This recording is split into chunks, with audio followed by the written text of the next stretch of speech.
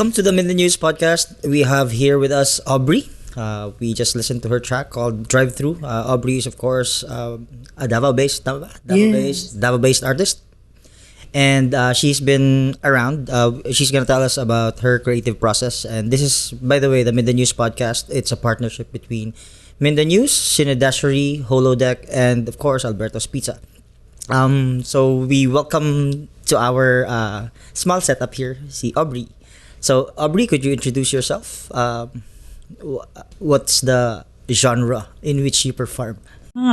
Good question, actually.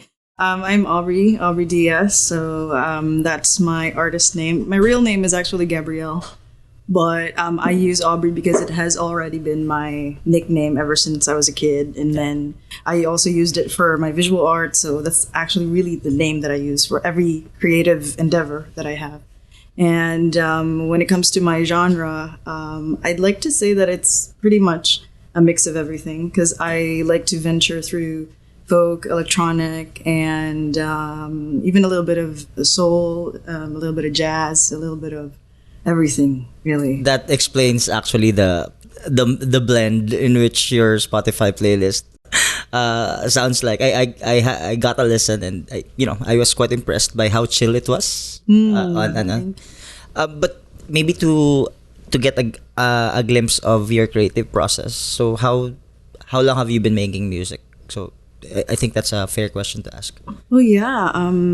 When it comes to writing, I've been writing ever since I was very young, but like really putting them into songs was fairly recent. Like let's say around 2017, 2018. That's when I started producing my own music. Also inspired by the music that I liked at the moment. So before, nagsugod ko kanta lang. So I joined competitions. I joined like everything that involved, like even intermission numbers. So like sure, I wouldn't say no. So I loved singing so much, and I think during that time I stuck with just singing because I've been told to stick to it instead of me learning something else. I felt like I was kind of limited because of that. But when I started to learn how to produce, when I started to learn how to play an instrument, that's when like everything just flowed really like a river. So I'm really thankful that I've had that moment, that I had that realization. Because if not, then my music wouldn't exist. Instruments. So which instruments do you play? I play the MIDI keys and the guitar. Okay, kasi sometimes, diba, when you listen to musicians, you kind of get a feel of of which musical instruments they prefer. Diba? For example, you listen to Paramita, it's always drums and guitars, parang stuff like that. Do you consciously do this in your own projects? Yes, definitely.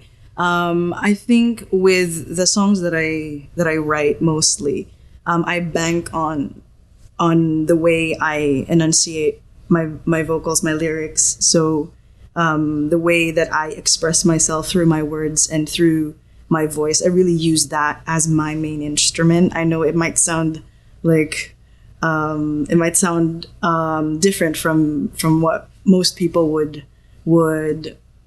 share, but sa ako, it's always been my voice ever since, and it's been my kind of like karamay na ko ba. So every time I discover something new, I just have my phone ready and just hit record. Okay. And then I just complement that by looking for the chords when I get home, like when I'm on my laptop, even without the keyboard, I can just put in the stuff on the computer keyboard, and then sometimes when I have my guitar handy, then I start it with guitar.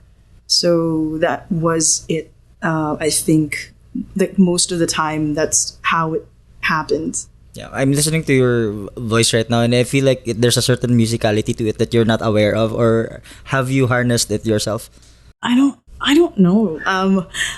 I think it's now unconscious because I used to be a radio personality, and I still do voiceover projects now. So I think the inflection Yeah, I think it's somehow subconscious now. And I don't even. It's just how I talk. Yeah. Nakatsakod siya. Natsakdan ako. No, but seriously though, I like the idea that there's somebody here who has the urge to make music in places like Davao. It's not really I would dare say that it's not a mainstream thing to do. Tama ba? Tama. No? Yes. Yes. I mean, I would say na medyo saturated man po siguro ang music community, but not everybody is into creating. Yeah. Yeah, that's probably it. And even when they want to create, only a few really do. Yes, and then next layer niyan yung marketing. Nobody really ever markets their work. Yeah, because you have to think like an artist and then think like a business person. And to be honest with you, I can't do both. Yeah. Like if it was only up to me, I would just keep making and making and like let other people worry about whether they like it or not. Yeah. As long as I'm happy with what I'm doing, then it's fine. I think that's the project here, though. It's important to take note that this is the project. We need to talk about the music so that people are like when they Google Mindanao music or Davao music or Bukidnon music in the case of Miss Charlotte, there's something to find. Parang their conversations. So in your case, I think it's also important for us to discuss how long you've been making music. What was the first song you wrote, and when was this? First song I ever wrote, it was when I was in high school actually, but it was kind of a teeny bopper song, but I did not put it into recording. The first one I really recorded that was my original was when I came back from working abroad. I kind of had that downtime, so that's when I really sat on my desk and really tried to make something. So it's called High Low. That was the very first song that I ever recorded. So I just did everything myself, and I just started with the keys, and I think I was also inspired because I was listening to a lot of lo-fi at the moment. Yeah.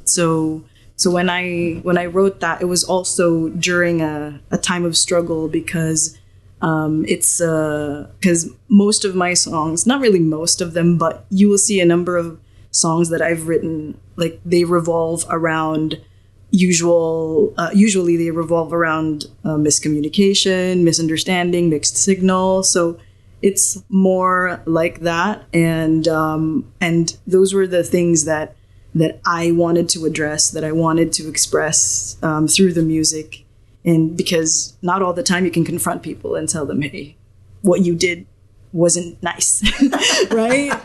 Yeah. We have art for that. Yeah, I know, right? That is exactly. I mean, I teach art at university, but the idea what kind is of art do you teach? just critical stuff, Critical stuff, like for them to be art curators or something. No, it's just one of those required courses. I see. I downplay it, no, but it's a really difficult, confusing course for people who are not in the humanities. But anyway, I brought it up because I feel like it's not being talked about too much. The idea that you are in a place like Davao and you're not, you have like just a handful of followers or just a handful of people who are creatives. Swazo crowd. You talk about a crowd called like the Swazo crowd, or I'm not sure if you're familiar with the Durian Bar crowd, but the idea of having a small community of creators, not even creators, diba? When you say creators now, it's just social media. Influencers. Influencers. Pero let's say we isolate it to the small community of music producers. So you belong to that, and maybe I want to ask, how much of this entire project is DIY or do it yourself? I'd say probably 70% of it. Okay. Yeah, I do have collaborators, and I usually mention this guy in particular. His name is JR, and we're JR, the audio guy. Yeah, Yeah, okay. our audio guy at South Republic. Yes. So I met him and he became our drummer when I was playing around 2019, and then because we're neighbors, so I would just walk to his house and then record stuff. JR who plays drums and bass. Yes, and that's what he does for my songs because I can't play drum and bass. So that's what he adds whenever I send him the samples, whenever I send him the stems. Yeah. Like after probably a few days, he'll come back to me with the drum line with the bass line. How many bands is he in right now? Oh God, can't count. I can't count them. We should ask him. Yeah. He's an awesome guy. He's very down to earth and so low key. Yep. Like whenever I tried to build him up, he was like, "Go," and I'm like, "No, man, you deserve it. You deserve." Ano siya? Big guy, tapos ano siya? Humble. Yeah, he's a humble guy. Yeah. And I think that's also what I like about him is because he appreciates everything, whatever the genre. That's why he's in a lot of bands. So whenever I collaborate with him, like when it's him, you can never go wrong. So like there's this alignment, you know, because I think with collaborators, with like any type of art, whenever you collaborate, it's still going to boil down to alignment. Because if you're not aligned, there's no chemistry, so without the chemistry, you're not going to establish that discipline, that motivation when you're making something. You're going to be like, oh, this is not what I'm into. But if you have that, if you can mesh those interests together, they become elements that, you know, and then they become one. They become this masterpiece. They become this art. So that's what really amazes me. Like sometimes when there was this one post that I wrote with JR playing the drums to my song Drive Through. He was doing the drum tracking, and then I said there that this is when you fall in love with the process, and then you realize that you love what the process produces. So it really is about the process rather than the results, because if you love the process enough, you're going to keep doing it, and then, you know, excellence is a habit. So and then you're going to surprise yourself, like with what you've achieved. Like, oh my God, did we just do that? Like, I can't believe we just did that. And can we make that again? I don't think so. That was just a one-off, man. Like sometimes it's like that, and then again, repeat the momentum, keep it going. I think that's how we keep ourselves inspired. And that's difficult to replicate on stage. When you're on stage, it's so different. Like, you know, there's for example, you have sessions. I mean, you practice at studios, and then you achieve this, and you kind of wish that it's there, and you kind of wish that it's the same every stage you play. That's when the compromise happens, because not all the time the members of the band that I get are the same people, because schedules happen, life happens. So that's also part of the challenge. Like, how do we meet in the middle and still make it sound like still give it justice? Most of the if I'm not mistaken, most of the musicians in the Philippines have day jobs, or am I just assuming? Or just Davao? I'm not sure, but I do have a day job. Yeah. I wouldn't call it a day job because I work during the night. Okay. so it's still full-time job. Yeah. What do you do though, if it's it's a remote job, so I do freelance work. Yeah. So most of the time I'm up in the wee hours, but in the morning I do meetings. Oh my God, this is your nighttime, no ba? Or this is your morning? This is your morning, no? Yeah, it's kind of my morning, and since it's the weekend, I'm fine. And I had caffeine. Thank you, Sandy, for providing that. Sandy is the ultimate provider. Yes. Provider of pizza, audio advice, and so much more. Yeah. So happy to have him like in here in this space, you know. And I'm really thankful too that you got to collaborate with Sinadashery, with Holodeck. I'm just really grateful that you create the space for everybody to be seen and heard, because that's all what we want, right? we try. Yeah. Thank you. So that's like, I think that's if anything, that's a gap that we're trying to fill up. Exactly. Kasi, diba, nobody really talks about music. I mean, I'd like to think that this project is, I mean, I've always been vocal about this. The podcast began as a replication of the conversations I have at Swazo. Diba? So I don't know how to describe it, but when you jump from one table to another, it's really just one conversation that you want to share with other people. That's right. That's Kasi, right. diba? It's not even pretentious, diba? Yeah, it's not even small talk. It's Not even something small. really. It's not at all small talk. Like I've had like a few projects because of drinking in places like Swazo. So yeah, I'm not sure if I've asked, but you told us earlier that you had certain musical influences, pero those were genres, diba? So what about artists?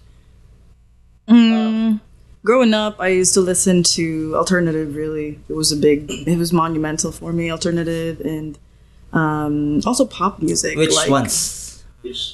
90s, Okay. 90s alt and early 2Ks, and a little bit of angry girl music and what else? I got into R&B when I was in around college and when I was already a little bit older, and then I got into jazzy stuff when I finally learned how to play an instrument, because that's all. I think that's when you start to really put labels on stuff, when you listen to them, right? When you learn how to play already. So that was a really nice discovery for me, and also because it's also like, I think all throughout those years that I sang, of course I was looking for the place where my voice can thrive, where my voice can really pop, where it can really show the best of what I of my with my lyrics, with my just the best of how I can express it. So I think it was just years and years of discovery. So it changes. Like right now, I'm currently into a little bit, it's still a little bit of indie pop, and I have usually I listen to Gen Z people now. Yeah, I get inspired by Gen Z people now, and then when I try to sing their songs, I'm like, oh my god, I sound so old. And, yeah. Judging from the influences that you mentioned, okay, yeah, I have an estimation of your range. Okay, so what are you working on right now? Right now, I think the whole gigging has been paused for a while because I took a few months off of like playing. I was playing early on this year, like just out of town invites, and I just did acoustic. I think it was easier to mas kalad ka rin ako pag acoustic. Yeah. Yung bang parang you don't need to check everybody else's schedules when you're when you're playing acoustic. Sure, I'll just bring my guitar. I'll go. And then so right now I think I'm more leaning towards really making new stuff.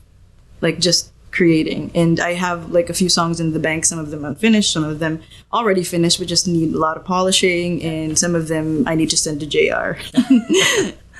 JR is also the supplier of musical support.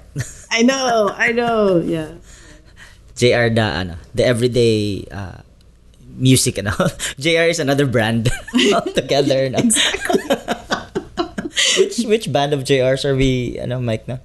Cosmic Black, probably. Yeah. We're Nice. interviewing Cosmic Blah. You did? You interviewed? We will be. Oh, nice. Yeah. They really have really otherworldly stuff going on in there. We were just talking about how JR is everywhere. Yeah. He's inevitable. Thanos. Like Thanos. Okay. Yeah, but we mean it in the best way. Yes, In the best yes, way. yes. The good guy, what if Thanos? Okay. All right. So let me ask you about your own practice in terms of like performing. You're saying that you have a day job and it's not really something that you want to do. Is it? Unless it is. It is. I mean, love my day job. I mean, no, what I'm trying to say is. Or else Wilson's gonna come. Yeah, I'm kidding. No. What I'm saying is, music as your bread and butter. I'm not sure where you are or where you stand there, but pero when you talk about music as your main source of income or main source of living, where do you stand on That's that? actually a really tough question because when you want it bad enough, right? You would want to make it work, and I think I'm in that journey where I'm still trying to discover whether that's a path for me. But in the meantime, I have all this stuff that I want to share with the world, and I mean, I would love to. I would love to, and probably there's just this fear that I want to overcome as well. Like I know, oh my God, she sounds like a teenage girl who's like, but no, but with all of this crisis happening, but yeah, identity crisis. I mean, No, you don't. no, but it happens to us, right? Yeah. Like because we have a lot of other priorities. So aside from being just a musician, I also do other projects. I also am involved in different creative endeavors. So for me, that's probably also one of the things that I should work on. Like focus on one thing before I hop onto the other. Yeah, Because when there's a lot on your mind, you just want to keep doing things, and then you're like an octopus. It's the new addiction. Yeah. It's the latest fad. Doing multiple things at once. Yeah. But but I think music has always been it was never a chore. Like just to emphasize that, it was never a chore for me. Even when I was in my busiest state, I still found refuge. I still found that peace whenever I was in music, whenever I did music. So yeah. The other guests that we had here talked about their urban anxieties. So Meaning, what the pandemic did to them. yeah. Oh my God. Yeah. So what was your version of it? Oh God. I learned to play guitar because of the pandemic. I was like, my bandmates are nowhere to be found. I started. So I was like, oh my God. So I self-taught. Yes. I started a podcast. Same. Oh yeah, we were talking about that over lunch. So yeah, could we talk about that? Oh yeah. My podcast is kind of similar to yours. However, the questions are quite more specific, and it has more of a emphasis on like the struggles of the people in the creative field, and then what they do to overcome those struggles, just to share with others like how they can, if they are having the same thing, so that at least they would know how this other person got over it. So it's also discovering the stories of other people, because I also am like a perpetually curious person. So I always want to listen to other people's stories, sometimes more than my own, it's something that I feel that other people can also begin to love, like other people's stories, because everybody's got one. Like wherever you are, you have one. People sometimes undervalue the importance of stories. No? Yeah, the storytelling, right? Yeah, people forget that everyone's a natural storyteller, and just some people demand it. Like there's without knowing that. Without knowing what goes through. What happens to creators who have to go through something to come up with these things. So Tama. ano siya, 'di ba? I think this is one of those conversations like we have to talk about how we create the art. Tama. So Yeah. so that consumers have an idea of ganun pala. Yeah. So just if anybody wants to pick your brain, listen to this episode. There you go. We don't have to. No, but I think it really does help when people learn to appreciate, especially when we put out stories there, and it's powerful. It's just really powerful. You never know. Like even if, let's say, there was only a few people who were tuned in at the time, but if you make that impact on even just one or two people, and then even though you don't see it, even though the feedback it isn't shown to you, that doesn't mean it isn't there. So, and you'll be surprised, like after a few years, like, oh my God, I listened to that one thing that you said, and that kind of catapulted me to where when I felt lost or something like that. And that's why we do it, because we never know what impact we will have on others, right? You're like one content away from creating that impact. So that's why we keep on making and making. We'd like to thank Mike, by the way, for for lending us his house. Thank you, Mike. He's off camera. He's actually behind. Tawag term, behind the cam, whatever. Behind the scenes? Behind siya yung behind the scenes. So anyway, before we end this, I mean, I could continue this conversation, all night. But I feel like it's the kind of conversation that you have to stop yourself so that there's some sense of structure. Because I feel like if we continue talking, we will have like bottles of beer here. I know, right? And there's like chicharon Yes. later. And Mike's gonna miss his family thing again. So sorry, did we drift away too far? No, it's okay. It's exactly where I wanted to go. I guess as a way of closing, I'd like to ask you what advice you would give to either your younger self or somebody who is trying to start a life in music. So maybe that can be our last question. I think my advice would be that actually the title of my podcast is called "It's All Material." So anything that happens to you, you can turn it into art. If everybody who hurts you, turn them into literature. Like, let's see the look on their faces. No, I'm kidding. I'm kidding. She's not kidding. Half meant. Okay. No, not really. But not just the bad stuff. Like there's always something good that's gonna come out of all the experiences that you've had, and I wouldn't really have it any other way. So yeah, just keep at it. All right, Aubrey, that's a very good way of ending this episode. So we'd like to thank Aubrey for joining us, Aubrey DS. We'd like to thank, of course, Mike and Sandy and Miss Cherry. So this is, of course, the MindaNews podcast. It's a partnership between Cine Dashery, Holodeck, and Alberto's Pizza. And thank you very much for joining us. Again, this is the MindaNews podcast.